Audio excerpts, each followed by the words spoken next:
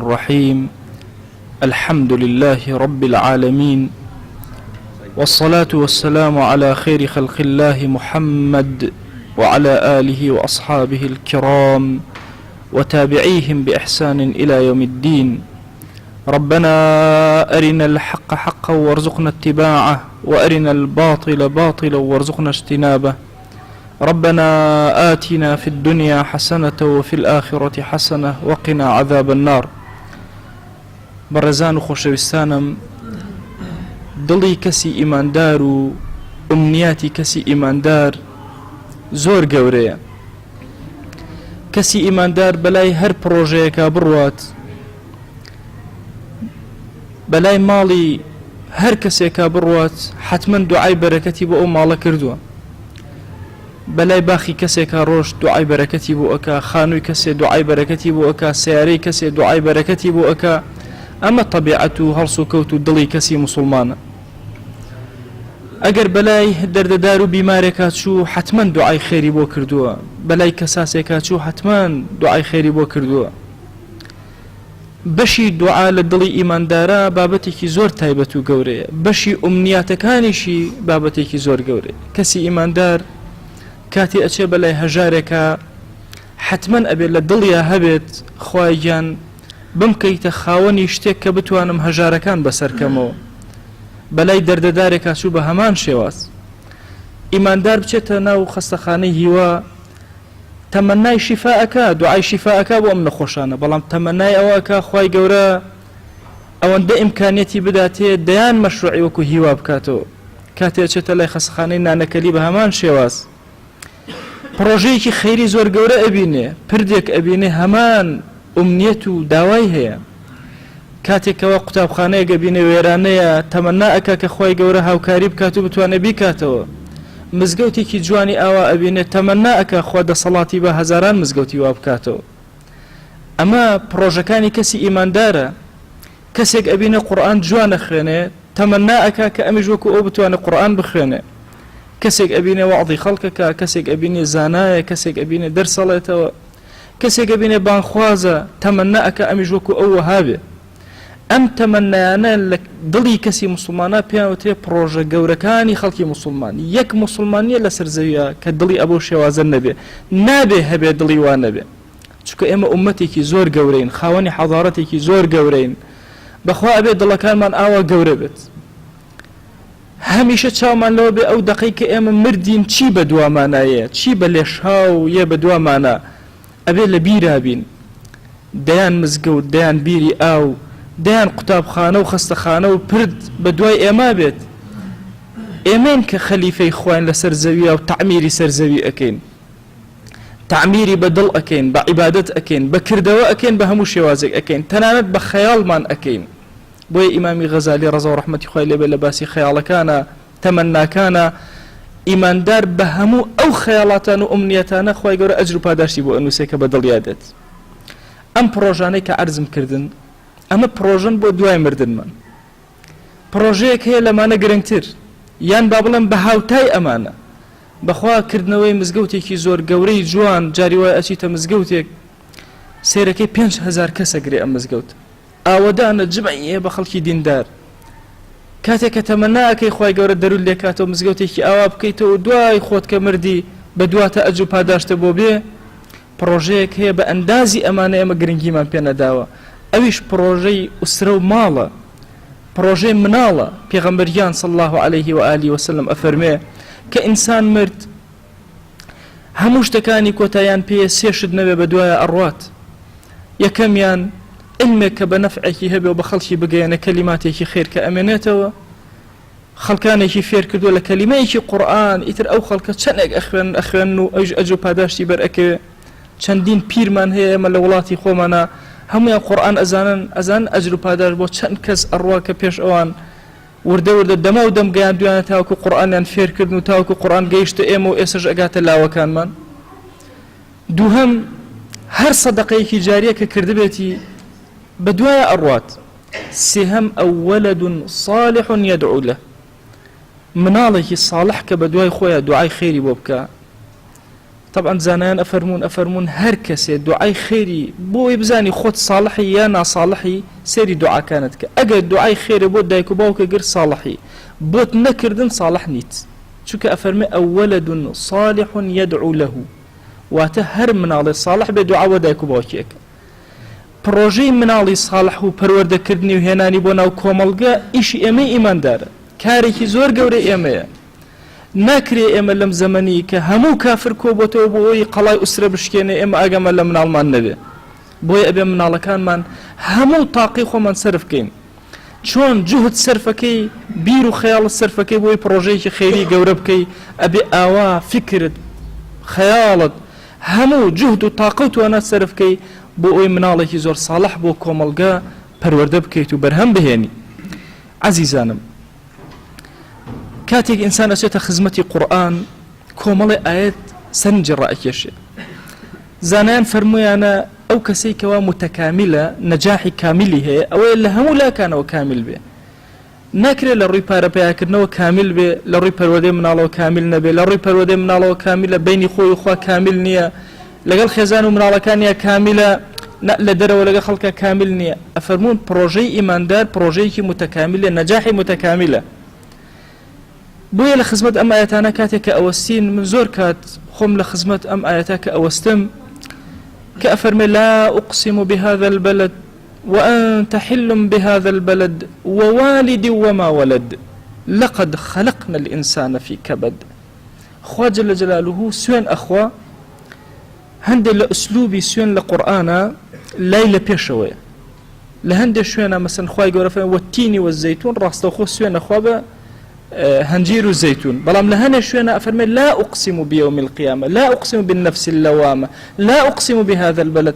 الله سويني بيناخم هندي فرمان لزانان أم لا يبو التأكيد يعني بالتأكيد سويني بيأخم هندك فرمان لنا والله هلا النافيك وكو إمام الزمخشري لتفسيري كشافة أفرمي هرشتي أخوة سويني بيأخوة قدر بيأكا أخوة جل جلاله أفرمي سوين ناخم بمعنى بوي قدر بيأكا هر خوان بقدرن بويا ليرا أفرمي لا أقسم بهذا البلد سوين ناخم بم شوينا بم بلدك بيغمبري خوي صلى الله عليه وآله وسلم تياكا مكية يعني هر خوي قوريا يان بالتأكيد سويني بي أخوم قوريا إنجا سوين أخوة جل جلاله باشي كعبة لبروي بيغمبري خوي صلى الله عليه وآله وسلم تيا وتربطي كردو بيغمبري خوي صلى الله عليه وآله وسلم دواي أما أفرمي ووالدي وما ولد سوين أخوم بباوك بدنا كيروتوتي بباوك كا يعني بابلين بباوكيك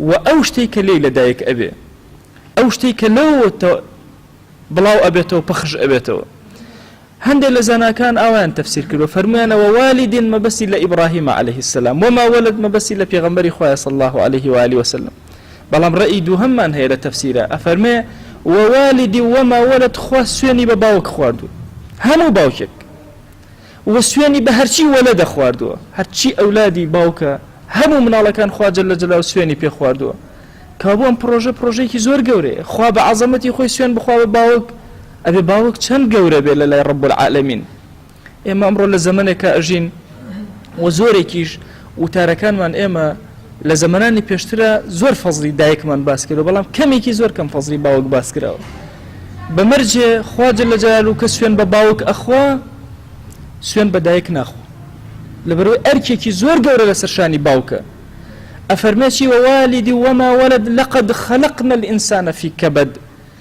إمامي الرازي قسەیەکی هەیە لە تەفسیری ئەم ئاەتە ئەفەرمێ هیچ سوێنێک نییە هیچ قەسەمێک و مقسەم نییە سوێنێکی خوا لەگەڵ ئەو شتەی سوێنی پێخوا پەیوەندیەکیان هەیە ئەفەرمێ دوای ئەم سوێنانە کە ئەیخوا ئەفەرمێ ئەمە ئینسانمان لە کەبەد و ناڕەحەتی و ئێش و ئازار دروست کردو ئەفەرمون ئەم کەبەد و ئێش و ئازار و ناڕەحەتیە باسی باوکە یعنی باوک لە مەشەقەت و میحنەتە چۆن لە وتاری پێشوو باسم کرد کە خوا جەل جەلاله بە هەردووکیان فەرمووی هەردووکتان شيطان أبت سببي أوي درتان أك هردوكتان لنا وبهشتا فتشقى بلام يقدانتان زورتوشي ناراحتي وإيشو آزار أبيت شكا ناراحتي أو بيت ناراحت وسببي أوي كهموكم ألقى ناراحت بي بويا ووالدي وما ولد ئەم ئاەتە فەضیلەتێکی زۆر گەورەی باوکی تێ کە خوا جەلە جەلالوهو قەسەمی پێ ئەخوا و ئیمامی زەمەخشەری ئەفەرمێ بۆیە بە نەکیرە وتوێتی چونکە باوک زۆر عەظیمە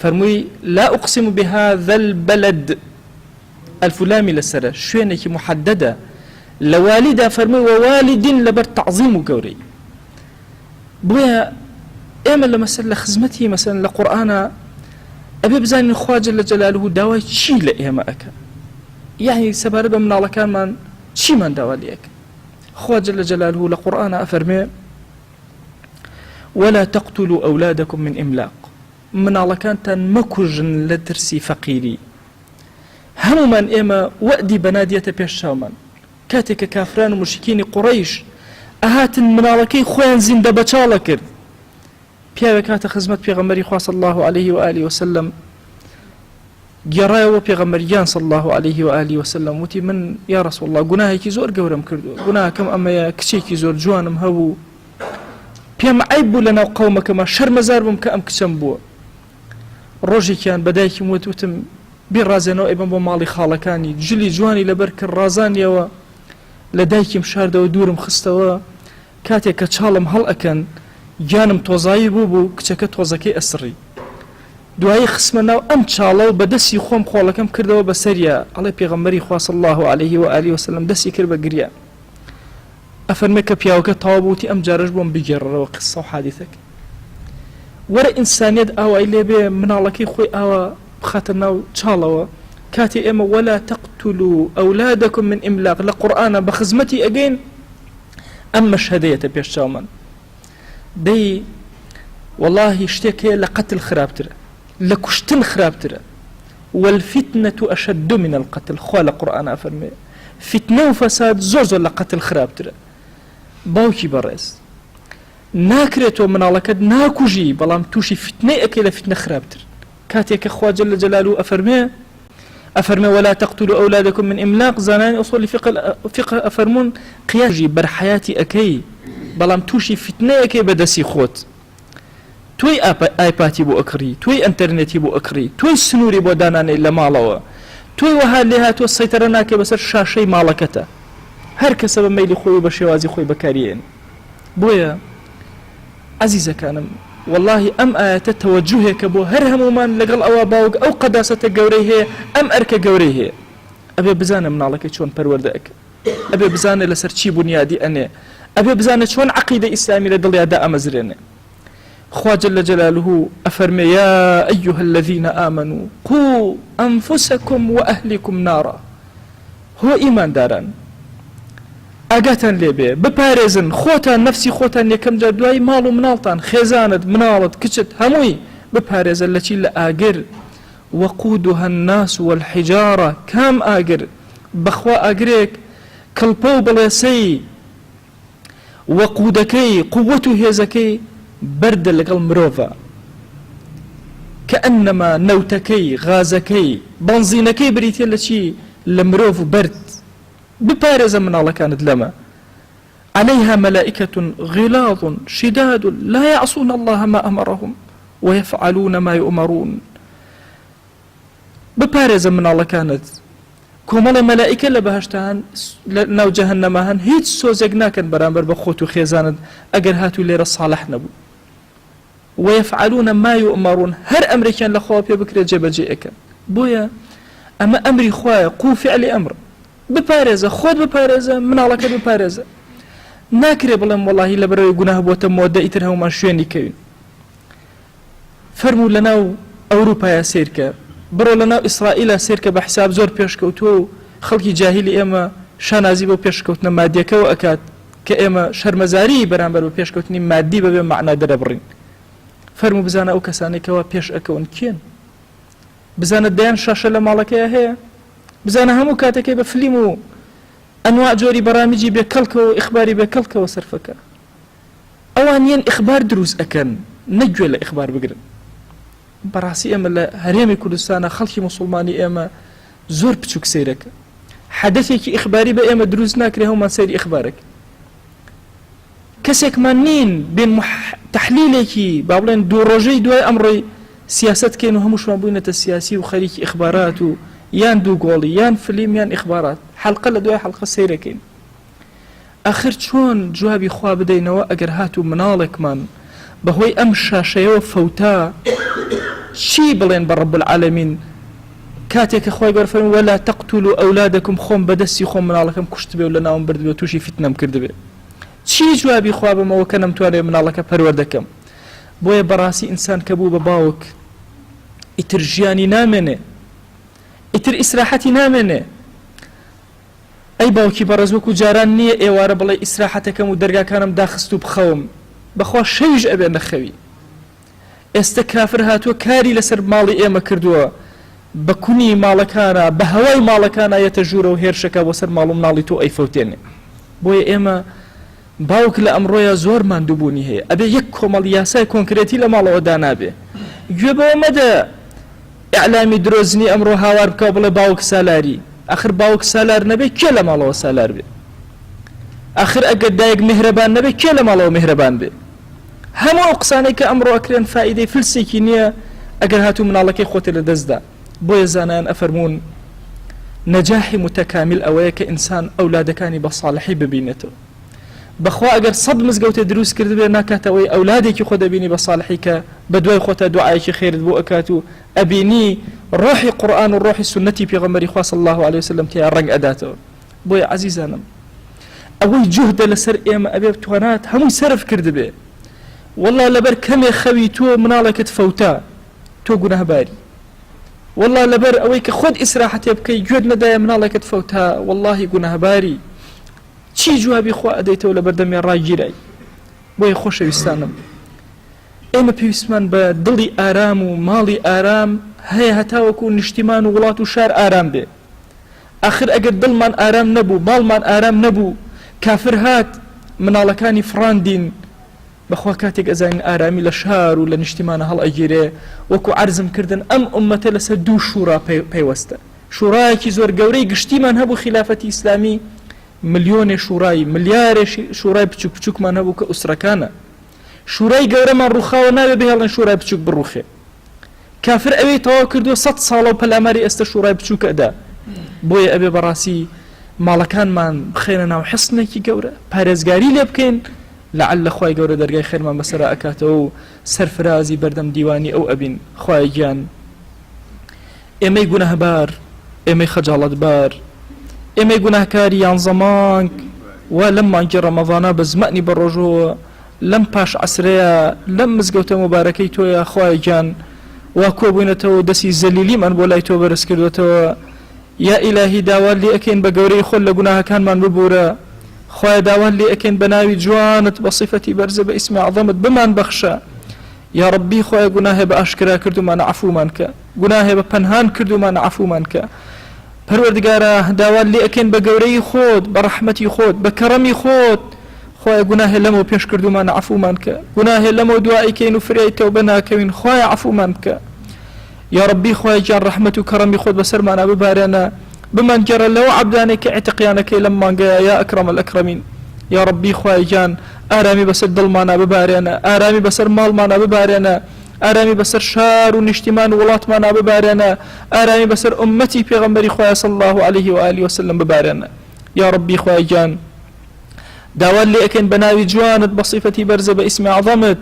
پەروەردگارە هانامان بۆ لای گەورەی تۆ هێناوە ئەولادەکانمان ئەدەینە دەستی تۆ خوای گیان سپاردە لای تۆ زایە نابێ ساڵحیان کە. یا ربی خوای گیان لەم ڕۆژەیە کافران هەموو هێرشەکانیان خسۆتە گەڕ ماڵەکانمان خەریکە داگیرەکەن. خوایە ماڵەکانمان پەنا ئەگرین بە تۆ یا رب العالمین. خوایە ماڵەکانمان پەنا ئەگرین بە تۆ لە شاشەی خراپ. خوایە ماڵەکانمان پەنا ئەگرین بە تۆ لە فتنەی ئەم زەمانە. خوای گیان ماڵەکانمان پەنا ئەگرین بە تۆ لە شەیاطینی ئینس و جن. خوایە مناڵەکانمان پەنا ئەگرین بە تۆ لە هاوڵی خراپ. یا ربی خوایە داوات لێ ئەکەین بە ناوی جوانت بە صیفەتی بەرزە بە ئیسمی عەظەمت. خوایە بەرەکەت و ڕەحمەتی خۆت بەسەرمانە ببارێنە، دڵمان دامەزێنە لەسەر خواناسی. یا ربی خوای نەوچەوانمان بگرە بۆ خەیر. خوای گیان داوات لێ ئەکەین ئەگەرچی نوێژەکانمان کاڵ و کرچە، ئەگەرچی قورئان خوێندنمان کاڵ و کرچە، یا ربی خوایە تەراویحەکان و نوێژەکان و ڕۆژەکان و تاعەتەکانمان لێ قبوڵ کە، ذیکر و ئەوراد و دەرسەکانمان لێ قبوڵ کە. یا ربی خوای گیان هەر مسلمانێک لەم مزگەوتەیە هاوکارێکی کردوین. پەروەردگارە هەر مسلمانێک لە بێژووی ئەم مزگەوتەیە نوێژێکی تیا کرد، هەر مسلمانە قسەیەکی خەیری تیا کرد یا ربی خوای گیان هەر هەمویان بە بەهشتی بەرین شادکە یا ئەکرەم الأکرەمین. یا ربی خوای داوا لێکن بە ناوی جوانت بە صیفەتی بەرزە بە ئیسمی عەظەمت خوای دڵمان دامەزێنێ لەسەر خواناسی دڵمان دامەزێنێ لەسەر دینداری یا ربی خوای عاقبەتمان پڕ خەیر کە خوای عاقبەتمان پڕ خەیر کە یا ربی خوای شەرمەندەی بەردەم دیوانی خۆتمان مەکە یا ئەکرەم الأکرەمین. خوای گیان داوا لێکن بە گەورەی خۆت لە گوناهی دایک و باوکمان ببوورە یا ربی خوای بەهشتی بەرینیان شاد کە لەگەڵ پێغەمبەریانە صلی الله عليه وسلم حەشریان کە یا ربی خوای گیان ئەو دایک و باوکانەی ئەولادەکانیان دوعای خێریان بۆ ناکەن خوای ئێمە لێرەوە هاوار ئەکەن یا ئیلاهی لە گوناهەکانیان ببوورە بە بەهشتیان شاد کە یا ئەکرەم الأکرەمین.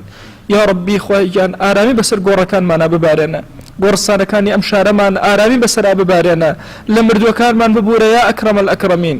خوای لە گوناهی براو خوشەکانمان ببوورە لە گوناهی خزم و کەسوکارمان ببوورە لە گوناهی ڕەفیق و هاوڵ و دۆستانمان ببوورە لە گوناهی دراوسێکانمان ببوورە لە گوناهی هاوشاریان و ئەهلی گەڕەکمان ببوورە لە گوناهی ئەهلی کوردستان ببوورە لە گوناهی ئومەتی پێغەمبەری خوا صلی الله عليه وآله وسلم ببوورە. یا ربی خوای داوا لێکن بە ناوی جوانت بە صیفەتی بەرزە بە ئیسمی عەظەمت هەر کەس مافێکی بەسەرمانەوەی خوای لە گوناهی ببوورە یا ربی خوای زوڵممان لە هەر کەس کردووە لە گوناهی ببوورە غیبەتی هەر کەسمان کردووە لە گوناهی ببوورە هەر کەس غیبەتی کردوون خوای لە گوناهی ببوورە. یا ربی خوای داوا لێکن بە گەورەی خۆت خوای ئەم ئومەتە بخەرەوە سەر قاچەکانی خۆی یا ئەکرەم الأکرەمین. یا ربی خوای کافرانی دنیا بە هەموو جۆرەکانیانەوە کۆبوونەتەوە لەسەر ئەم ئومەتە خوای تۆ خۆت بەهانامانەوە وەرە خوای تۆ خۆت بەهانامانەوە وەرە یا ربی یا ئیلاهی ئەی ئەو کەسەی سپاردە لای تۆ قەت زایە نابێەوە ئومەتی پێغەمبەری خوا صلی الله عليه وآله وسلم سپاردەی تۆ ئەکەن یا ئەکرەم الأکرەمین.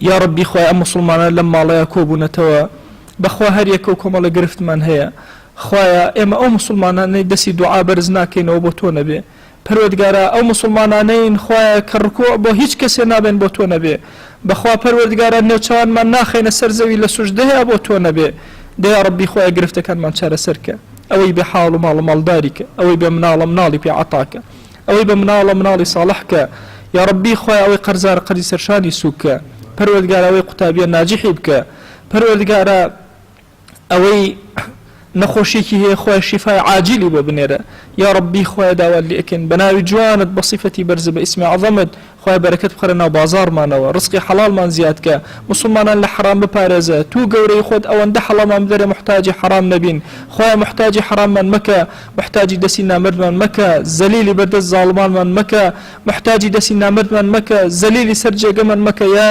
ئیلاهی یا ئەکرەم الأکرەمین.